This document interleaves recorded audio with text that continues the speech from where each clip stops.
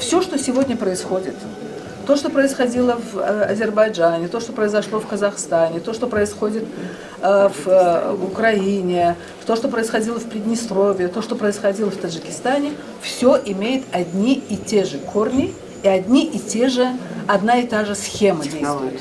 Одна технология. Почему я говорю об этом? Когда вот эти Майданы начинались в Таджикистане, я за этим очень следила, хотя я далеко вроде бы, но у меня каждый день была связь с Таджикистаном. И я слушала как одних, так и других. И я вам должна сказать, я тогда говорила, нельзя, вот это вот сидение и противостояние нельзя, потому что будет война. Мне говорили, да ты что, демократия, то все. Случилась война. Когда в 96-м году я была в Таджикистане, в 97-м году я была в Таджикистане, я разговаривала с полковником КГБ, тогда еще полковник КГБ был. И он мне сказал, как, я говорю, самое страшное, что произошло, это война, гражданская война. Как это могло произойти? Как такой миролюбивый народ, как таджики, могли не только сам с кем-то драться, а друг друга убивать, вспарывать животы друг другу, топить и так далее. Он мне рассказал, как это происходило. Вот эта технология, она работает везде. Но в том, что все это происходит, виноваты прежде всего мы, советский народ. Почему? Потому что был референдум, и на референдуме 87 или что-то в этом роде процентов высказались за сохранение Советского Союза. 3 мерзавца, сидя в этом самом Беловежской пуще, приняли решение, которое абсолютно противоречило тому, что сказал весь советский народ. Эти 3 проходимца виноваты во всем, что сегодня происходит. Но виноваты и все мы. Почему? Потому что когда они это решение приняли, весь Советский Союз, весь народ должен был подняться и снести их к чертовой матери. А почему не поднялся? Вот почему не поднялся, потому что... И сейчас молчит, кстати сказать, народ. Когда было сказано, что выборным путем мы можем изменить что-нибудь во власти в этом году, вы думаете, что вышли все голосовать, отсиделись дома? Потому что мы наивный народ, который думает, что все решится без меня. Каждый думает, все решится без меня. Мне иногда хочется выйти на площадь и крикнуть: «Эй, народ, просыпайся, хватит спать!» Почему? Да потому что как раз при нашем молчаливом согласии все это и происходит. В Казахстане крикнули. В Казахстане крикнули, но я сейчас скажу вам, как они крикнули. Точно так же, как в Таджикистане крикнули. Хорошо, что еще такой гражданской войны не случилось в Казахстане, как в Таджикистане. В маленьком Таджикистане погибло народу больше, чем в Великую Отечественную войну. 150 тысяч погибло. Говорят, меньше. На самом деле, мне этот полковник, а он-то уж всю информацию знает, он мне сказал следующее. Я говорю, как так могло произойти? Почему война? Он мне сказал, вы знаете, как это происходило? Он говорит, в Кишлаке, например, утром просыпается народ, убитые люди в домах. Крик, стоны, убили. Кто-то зашел, убил. В одной семье, в другой семье, в третьей семье. Переоделся? Послушайте сейчас. Кричат, что случилось? Потом приходят вот эти вот самые какие-то люди и говорят, вы знаете, кто на вас, кто убил ваших? Вот в том кишлаке. В этом были виновны, конечно, и правительство Ельцина, безусловно.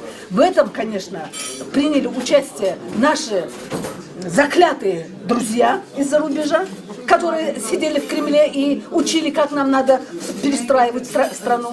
Мы сейчас говорим о независимых республиках. Какая к черту независимость? Кто из них какая республика независимая? Россия независимая? Зависимая. Казахстан независимый? Кто не? Азербайджан? То же самое. И я хочу сказать следующее. Когда мы начинаем обвинять друг друга, азербайджанцы виноваты, армяне виноваты, русские виноваты, узбеки виноваты, туркмены виноваты, казахи виноваты и так далее и тому подобное, мы как раз подыгрываем этим самым силам. Мы же так не говорим, мы говорим власти. Вот власти, Конечно, власти. И власти не только в России, власти на местах тоже. Поэтому наша главная задача, на мой взгляд, сегодня объединяться и вспомнить о том, как мы были объединены во времена Советского Союза. Я азербайджанка, Акберова Севинч, я врач. Я в эти годы жила в Баку, жила на 2 страны, Азербайджан и Россия, потом на 2 города, и давно уже 10 лет живу в Москве. Я что хочу сказать. 20 января, то, что случилось в Баку, это были этапы борьбы азербайджанского народа за государственность, за независимое государство и территориальная целостность Азербайджана. И тогда пострадали представители азербайджанского народа. Все. Азербайджан многонациональная, многоконфессиональная страна. И слава Богу, до сих пор остался таким. У нас очень много представителей национальностей, независимо от этноса, независимо от вероисповедания. У нас евреи, у нас католики, у нас христиане, у нас православные, мусульмане, сунниты, шииты. Это уникальная страна, где очень дружно живут и до сих пор живут. И наша эта недавняя война 44-дневная еще раз показала то, что у нас огромная, дружная азербайджанская семья, и мы в этой семье очень друг друга понимаем и очень дружно живем. Это то, что относится к нашей стране. Братьям казахам мы очень переживали. Мы очень переживали. И та же самая борьба идет в Казахстане. Это становление государственности, это сохранение территориальной целостности, это историческая миссия тюрков. Лев Гумилев говорил, что у тюрков очень много заслуг перед человечеством. Один из них, то, что тюрки не дали китайцам, это его слова, перейти пустыню Гоби. Это все, братья тюрки, продолжается. А то, что кто кого, когда, сколько бил, резал, власть менялась, то, что склонность к России, к Китаю, Америка, Европа и так далее, идет борьба государственности, сохранение государственности, развитие государственности. Конечно, это все идет очень больно, через кровопролитие, а по-другому нельзя. Нельзя создавать государство, государственность его сохранить, развивать. Это без крови не бывает. Будем стараться, все должны стараться, чтобы это было без крови. Ну, человечество по-другому не может. Посмотрите историю человечества. Вы хоть один день знаете без войны? Вы знаете без кровопролития хоть один день? Под каким соусом это будет? Демократия. Посмотрите, что сделали с арабскими странами. Под соусом демократии. Где эта демократия? О чем речь? И наши правители, если они могут это без крови провести, если они могут в дипломатическом поле создать вот этот союз, и вот будущее тюркских государств, тюркского народа не в одно государство соединиться, а в союз соединиться, в равный союз, в подобие ЕС может быть. Вот я желаю нашим народам, и казахскому, и татарскому, и азербайджанскому, и другим нашим народам тюркским, вот в таком союзе объединиться и как-то, чтобы это, насколько это возможно, бескровно происходило. А демократия – это тот инструмент, тот союз, который можно, вот то, что происходит, то, что мы видим по миру.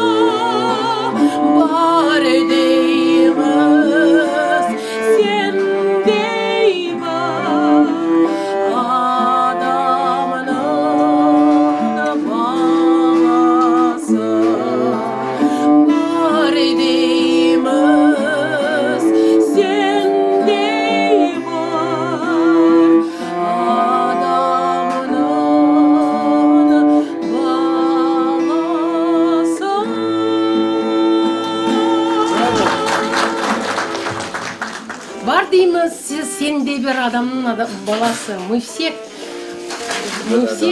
да, дети человека. Умурзая, это песня-аллегория о кратости жизни.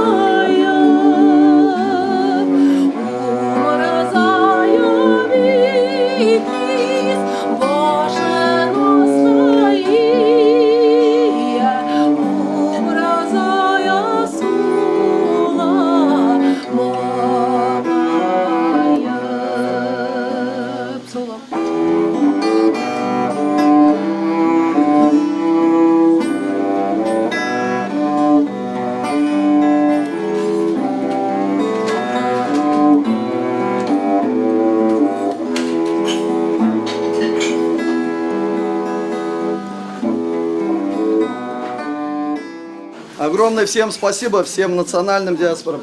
А сейчас мы бы хотели вот послушать нашу Гульнару Куспакову, оперная певица, наша казашка.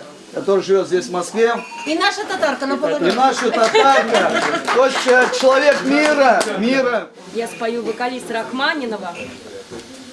Вокалист Рахманинова это как будто бы ангел, летящий над нашей землей. И вот немножечко представим и немножечко объединимся все в одно единое целое и почтим память погибшим людям.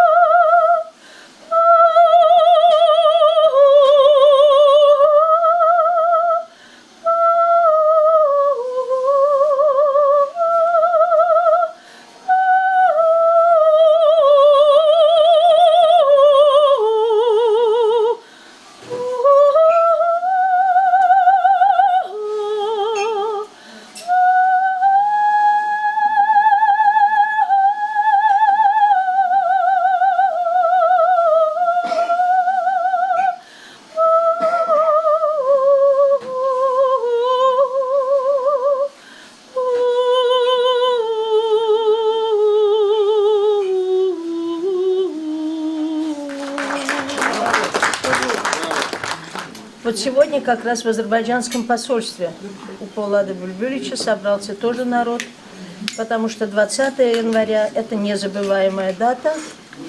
Я уже девочкам здесь сказала, что я и мой брат тоже были участниками Карабахской войны. Мой брат работал тогда в КГБ Азербайджана. Меня беспокоит, знаете что? Кто следующий? Какая страна, какое государство будет следующим? Неужели мы не сможем остановить и не призвать всемирное сообщество нашей планеты Земля к миру и добру? Ведь самая страшная боль в чем? Что погибают совершенно безвинные люди, понимаете? Спящие, трассирующие пули вылетали, с ног заходили, из головы вылетали. Это я видела своими глазами, это я выстрадала своей душой. И когда вот совершенно недавно отмечался в Татарстане День Победы в Шуше, я оказалась в Казани. И наш бакинец один, юрист, криминалист Рамис Аширов, пригласил меня от Дома Содружества в азербайджанскую диаспору. В Большом дворце Ленина, кстати, они отмечали День Победы. И когда мне дали слово, вот представьте себе, это такой акт положительный. Я начала свою речь на азербайджанском языке. Я сказала, что чтобы азербайджанцы, которые там проживают сегодня, большим кланом, большой диаспорой, я сказала, benim ana vətənim Azərbaycandır. Tarixi vətənim isə Татарстанdır. И я горжусь своим Азербайджаном и своей родиной Баку, которая непревзойденный город Баку по интернациональному духу. Что в 90-е годы, что до 90-х лет. Эта война азербайджано-армянская идет ведь давно. Но страдают сами армяне тоже.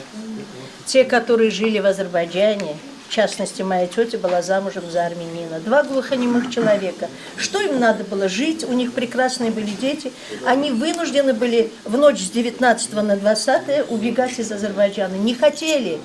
Мой брат КГБшник помог им через границу выехать из Азербайджана. Понимаете, это трагедия даже не одного века. Это трагедия десятков, наверное, веков. Вот я считаю, что вот нашей такой солидной сегодняшней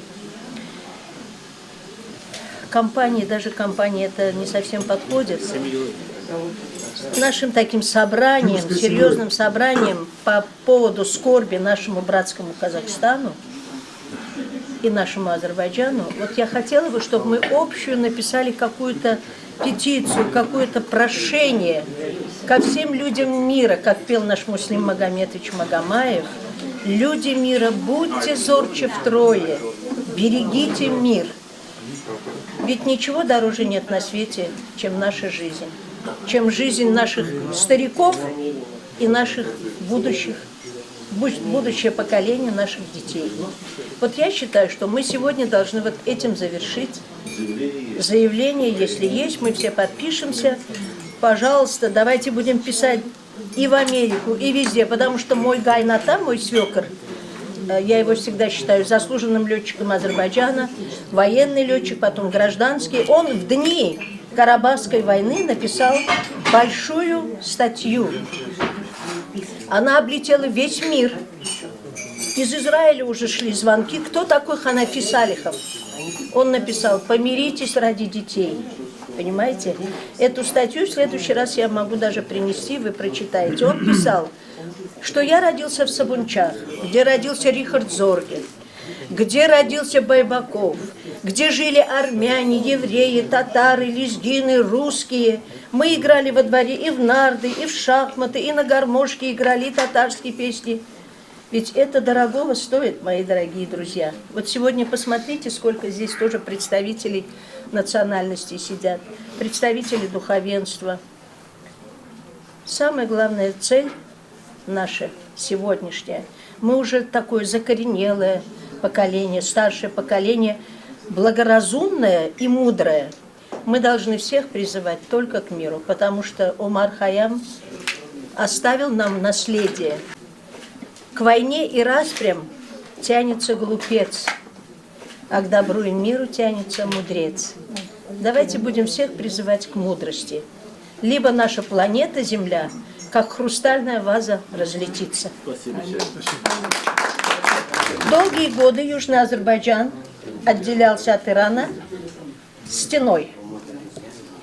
Но сколько азербайджанцев были осчастливлены, когда эта стена была разрушена. Все перебрались к себе на родину, какой был восторг. И вот в те годы в Иране жил один поэт, ну его можно сказать иммигрантом, но часть Ирана это тоже был Азербайджан, понимаете? И он тогда написал свою ностальгическую поэзию, которую потом переложили на ноты. И сейчас ее поют и турки, и азербайджанцы, и вот я сегодня ее пою татарка из Азербайджана. Прошу всех присоединиться. Fikrinden geceler yatabilmirem, bu fikri başımdan atabilmirem. Fikrinden geceler yatabilmirem, bu fikri başımdan çata bilmirəm. Diləyim ki sənə çata bilmirəm. Ayrılıq, ayrılıq, aman ayrılıq. Hər bir dərddən olar yaman ayrılıq.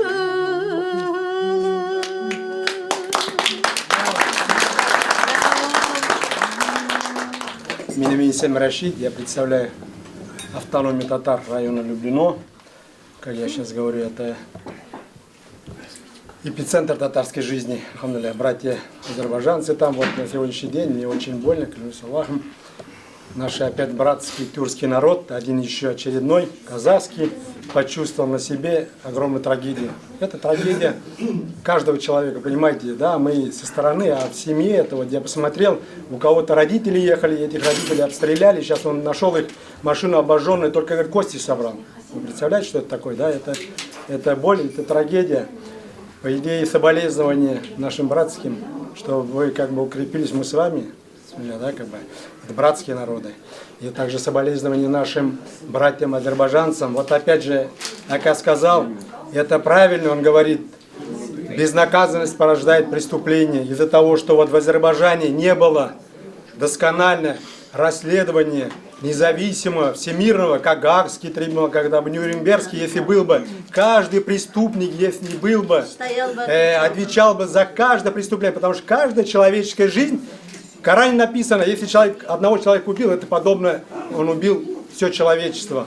Вы представляете, а там сколько, на сегодняшний день только 165 человек, говорят, я не знаю, там еще может быть, да? Это огромное преступление. Здесь за собаку людей сажают, а там люди, и при том люди, они очень много безвинные, это дети, они шахидами большинство пали. Об этом говорю, да, то, что наша вина, значит, в Азербайджане не было наших братских, чтобы мы сейчас должны особое внимание проявить всемирному обществу, независимое как бы расследование не только внутри правительства, а должно быть межгосударственное. Там должны быть, да, как бы участвовать и также Россия, и вот как бы турецкие сейчас государства, потому что как такой Казахстан, он является одним из членов Союза тюркских народов. Каждый должен, представители тюркского народа, представители своих хороших сыщиков, которые независимые, которые ничем, они должны расследовать это преступление. И каждое преступление, если оно совершено преступление, должно быть наказано. Невольно, там, чиновники или кто бы ни был. Там не столько не было преступников, там и безвинные люди были. Я понимаю, да, как бы, вот я в душе, я говорю, как там, по идее, в Коране, сура Аль-Имран, он говорит, Аллах говорит, они, говорит, неверующие, хитрили, говорит, но Аллах, он наиболее, наивысший хитрец, говорит, он знал, что хитрый. Я об этом говорю, когда вот было мне, по идее, вот мне хотелось бы, как это завершилось, когда вот киргизского певца, обычного джазового, который ехал, его обвинили и показали, что он террорист, что он якобы за деньги пришел. Понятно, его под давлением, его избили, он, лицо был истерзанный, человек под физическим воздействием, он признался, якобы чуть ли не террористом был. Слава Аллаху, что правительство Киргизии заступилось за него и справедливость восторжествовала, что его честь и достоинство не опорочили те люди, которые хотели опорочить ради своего блага, ради своего лицемерия, показать, что они, я об этом говорю, да, чтобы я хочу и с казахстанским народом также было. Если народ, который умер безвинно, чтобы они были, их имена были, что им бы не дали клеймо, как террорист или что-то, какой-то бандформирование, они должны как бы или шахидом, или кто-то, да, восторжествовать. И опять же, вот наш молодой Илья сказал, брат Казахстана, наша беда, нету гражданского общества, нету преемственности поколения. Я как татарин хочу сказать, в 90-м году у нас тоже было, завоевали наши вот, да, аксакалы, которые сейчас сидят уже, завоевали для нашей республики статус республики со своей конституцией, языком, институтом президентства. Вы представляете, в течение 30 лет, как он говорил, не было преемственности поколения. Молодым никто рядом не сажал. Вот как и у нас сегодня. Обидно мне не видеть, что молодые, потому что мы-то взрослые, но должны молодые быть. Революцию делают молодые, они все делают. По идее, взрослые, они всегда боятся выдерживаться. Ну, молодая кровь, она по-другому мыслит. Им надо жить еще. Они понимают, взрослые говорят, что, пенсию получаем, мне как не хватит. Но молодого, он дальше думает. Я об этом говорю. Преемственность поколений. Мы, если хотим, чтобы у нас было гражданское общество, чтобы мы могли требовать у наших чиновников, слуг народа, мы, по идее, теперь сегодня слуги народа, наоборот, перевернули. По идее, народ является, как бы, как говорят, они, власть, это, да, как бы остается народом, а чиновники это слуги. А сегодня чиновники перевернули, мы теперь стали у чиновников слуги, чиновники, я говорю, вверх, потому что, почему? Потому что, я как сам татарин говорю, потому что нас за 30 лет нам дали тюбетейки, баян, сабантуй, и мы все эти 30 лет развлекались. Пока развлекались, мы потеряли язык государственный в Татарстане, и как бы сейчас нету обязательного преподавания, только факультив. Утеряли сейчас институт президентства. По идее, институт президентства, он не только Миниханова Шамиев касается, институт президентства, он за собой огромный для народа. Это было завоевание народа. Ни Шамиев, ни Миниханов. Об этом говорю. Вот просто то, что и с Казахстаном получилось, что молодежь отодвинули от власти. И к власти идут большинство, сейчас, как говорят, кумовство, племянник, внук, сделали из власти шабаш.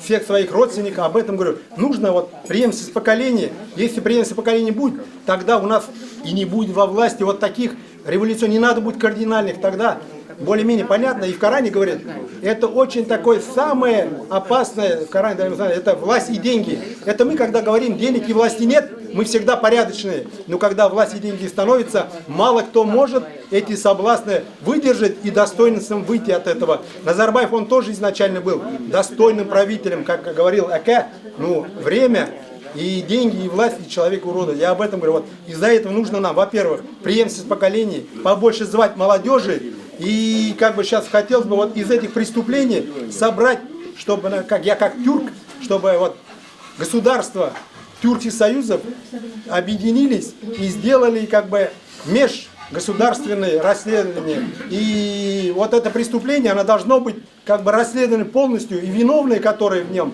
без разницы, кто наказаны, а кто как бы пострадал, они должны заслуженно, как бы, я скажу, да, как бы, приподнято орнаржимахта болсын и компенсировать, чтобы другим правителям было бы тогда понятно, что никакое преступление ни под какими благими намерениями, что невозможно скрыть, что народ восторжил справедливость. Почему после 1945 года столько не было войн? Потому что все, которые затеяли бойню, они понесли наказание. И по сегодняшний день Израиль находит 90-летних и наказывает. Они говорят, соучастники преступления. А почему вот 30 лет, мне обидно, что в Азербайджане говорят, никто не, да, как не виновен, столько людей погибло. Все равно же должно быть виновны быть. Даже без вопросов. Посмертно надо. Всех. Вот из-за этого мое мнение. Орнары джаннатте болсын. Братскому казахскому народу, мы всегда, татарский народ, это да, как бы, мы дети, говорим, одного, как бы матери, да, иншаллах. Что мы только, восселяя от нашей дружбы, только было бы, как бы мы укреплялись, от этого только все наши государства расцветали бы, нам бы не прививали национализм. Не национализм, просто я, вот что я татарин, почему это не национализм? Я хочу своих предков почитать, не хочу, чтобы, да, у меня в нации, так, Татарстан, она возрастовала, что опять кумовство не было, и побольше молодежи, и у нас гражданского общества нету. Вот вся наша вина. Мы очень благодарны за это, за хлеб, за соль. Как сказал мудрец Востока, словно ветер в степи, словно в речке вода. Смерть терзает тела и кромсает тела, возвративших мир из загробного мира. У кого не справиться, как ушедших дела. Пусть земля им будет пухом, мы этих людей не забудем, хотя поименно не знаем, и будем знать, что они ушли за правое дело, за борьбу за народ. Спасибо еще раз нашему татарским братьям за приглашение нас на Дастархан, хлеб и соль. Спасибо. Здоровья вам и мира. Обобщить и как бы понять, вот, что здесь происходит, знаете, я все-таки вам приведу пример из личной практики, который, казалось бы, вроде бы не имеет отношения. Но я думаю, уверен, что вы сразу поймете, о чем идет речь. Вот я когда был замначальника военно-проектного института, как раз отвечал за вопросы там, воспитательной работы, командирской подготовки с офицерами. Вот. Но там и много гражданского персонала работало, и был профсоюз. И вот я заметил, как только была задержка зарплаты, ну не только у гражданских, но и офицеров, но прежде всего у гражданских, то на второй-третий месяц в профсоюзном комитете перегорала лампочка. Знаете, почему она перегорала? Я просто сам не сразу понял, обратил внимание, что на третий месяц вот, начинает включать, в смысле, в новую лампочку, опять она перегорает тут же на следующий день, пока не выдадут зарплату.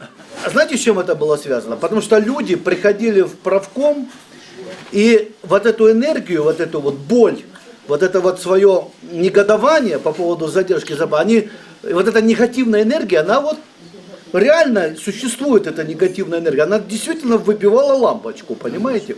И она перегорала. Мы просто иногда не замечаем вот эти энергии, да, которые вот... И вот когда мы вот это обсуждаем, знаете, вот эти вопросы, да, вот здесь вы говорите боль, да, мы здесь, конечно, собираемся вот как бы вот этот обмен мыслями, мнениями, и, наверное, эту боль тоже надо как-то вот куда-то выплескивать, но главное, как я сказал Эфенди, да, мы переходим все равно плавно в культуру, да, как бы вот эти духовные скрепы, как бы вот эта песня, они как бы успокаивают и в чем-то даже нас объединяют, да. И вот это, наверное, важно, чтобы, во-первых, вот эта боль, да, она действительно, и вот этот негатив где-то, может быть, как говорится, он все равно, конечно, должен где-то пар выходить, да. И чем меньше вот таких структур, да, где пар выплескивается, как вы понимаете, он все равно где-то выплеснется. То есть закон так не бывает, что, как говорится, где-то пар, он, или ты крышку, да, приоткроешь он где-то, или ты закроешь, и взлетит эта крышка, да. Вот это, как говорится, ну просто, так сказать, пример, может быть, физический, но это работает и в обществе, да. И вот что объединяет на самом деле события, которые происходили в 90-м году в Баку и в Казахстане в 22-м. Но я здесь немножко мистики прибавил, чуть-чуть. Я просто вспомнил, что есть древнеперсидский гороскоп, и там не 12 животных, а 32, то есть через 32 года. И вот как раз ровно 32 года, то есть если мы говорим 21 марта 89 года по 20 марта 90 года, это был год коня по древнеперсидскому календарю. И сейчас 21 марта 2021 года по 20 марта 22 тоже год коня.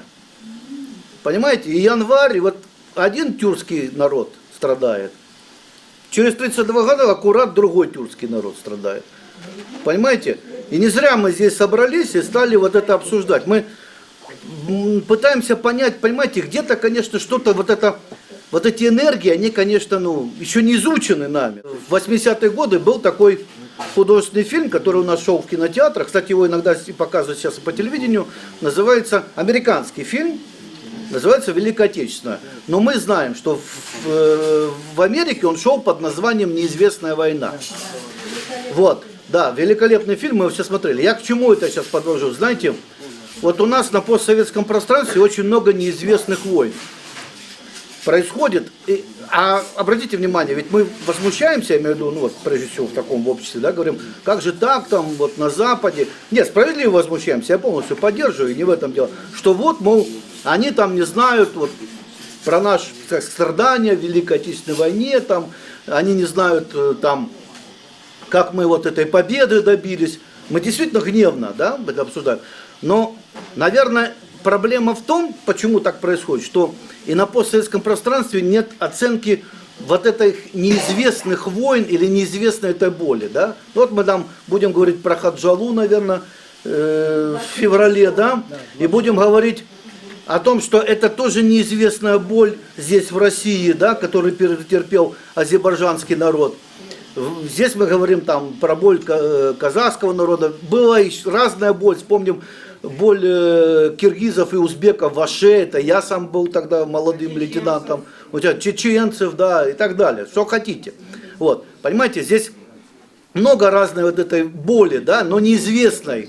Вот. Наверное, мы должны как раз и говорить о том, что когда мы здесь собираемся, может быть, не обязательно это должно быть в ходе каких-то, знаете, осуждений, там, не всегда это и работает на пользу, а может быть, даже совсем не работает. Но через культуру, да, действительно, доводить эту боль, вот эту неизвестную боль, вот до людей, ну, через, может быть, даже попытка там, не только музыка, там, песни, может, какие-то там, ну, предположим, выставки, да, передвижные делать, да, вот там книги издают, там тоже, я знаю, что, ну, прежде всего, конечно, главное на русском языке. Почему? Потому что это все-таки язык межнационального общения. Если вы хотите донести до других народов и людей, так сказать, то, конечно, надо все-таки, прежде всего, на русском все это доводить, да. И надо не забывать, вот это правильно говорите, что, конечно же, молодежь, извините, мы сейчас собрались, я так хочется иногда сказать молодым людям, это вам не ТикТок, да, вот здесь, когда мы собираемся, да, что это все-таки живое общение. Но вот сейчас, к сожалению, вот приучили их вот к этому, да, вот мы все видим их, вот они все идут, молодежь, она ушки здесь, да, заткнуты, и они это все ничего не видят. Вот эту боль они не видят, понимаете? Они там ха-ха, хахи, вот, да, понимаете? Поэтому я к чему это все подвожу?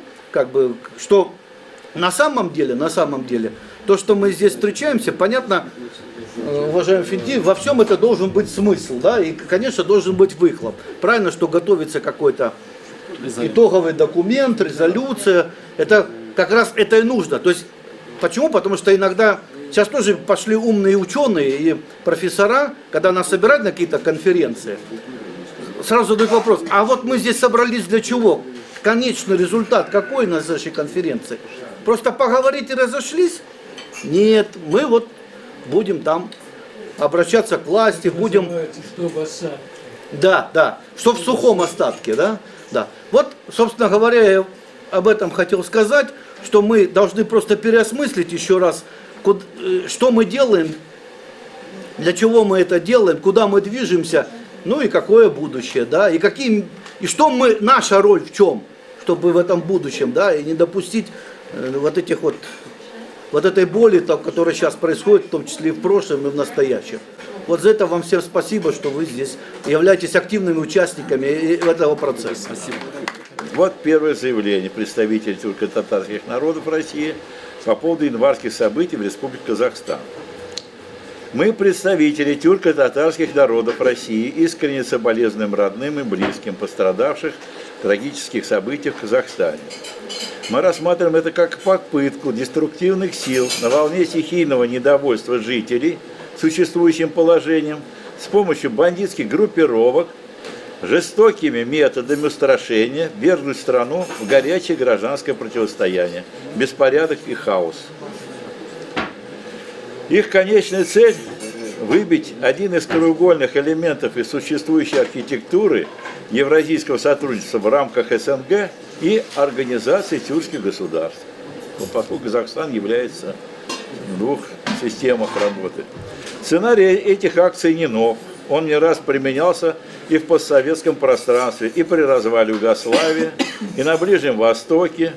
Только благодаря боевой мощи, выучке и оперативной реакции союзников Казахстана по ДКБ, откликнувшихся на просьбу президента республики Касым-Жомарта Кемелевича Токаева, в кратчайшие сроки удалось нормализовать ситуацию, избежать гораздо большего кровопролития и крупных материальных потерь.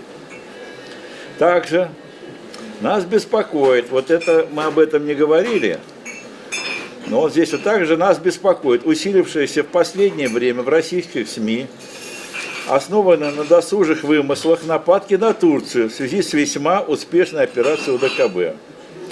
Считаем, что подобные действия откровенно направлены на подрыв мирного сотрудничества государств, дестабилизацию положения Центральной Евразии должны быть своевременно прекращены. Вот мы знаем, в последнее время очень много там говорилось, почему там Турция собиралась, там что-то занять, еще чего-то. Вот, все это вымыслы. Желаем братскому народу Казахстана благополучия, скорее залечить больные раны, успешно разрешить внутренние проблемы на основе справедливости, гражданского мира и согласия. Вот такое заявление мы приняли. Есть ли возражения?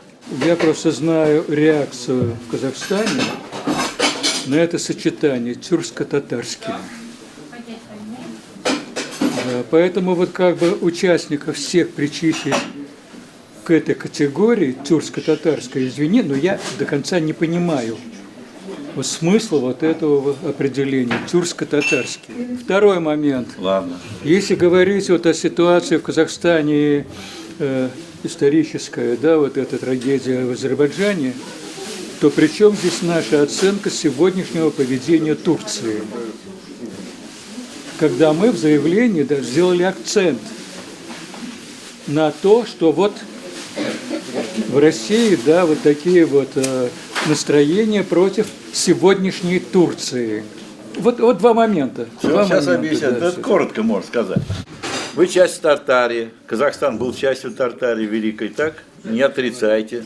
Пели вам здесь татары, казахские песни. Опять не отрицаете, правильно? А почему не тюрко-татарские? Раньше нас всех звали татарами. Ладно. Значит, но мы вопрос этот снимаем, потому что народов напишем. Народов, все. И второе, значит, причем здесь Турция? Мы горячо, вот просто уже все время боремся за сотрудничество, более тесное сотрудничество с Турцией. И поэтому всякие разногласия с Турцией для нас это болевая точка, понимаете? Мы хотели бы, чтобы тюркский мир присоединился к нашему, чтобы мы были вместе.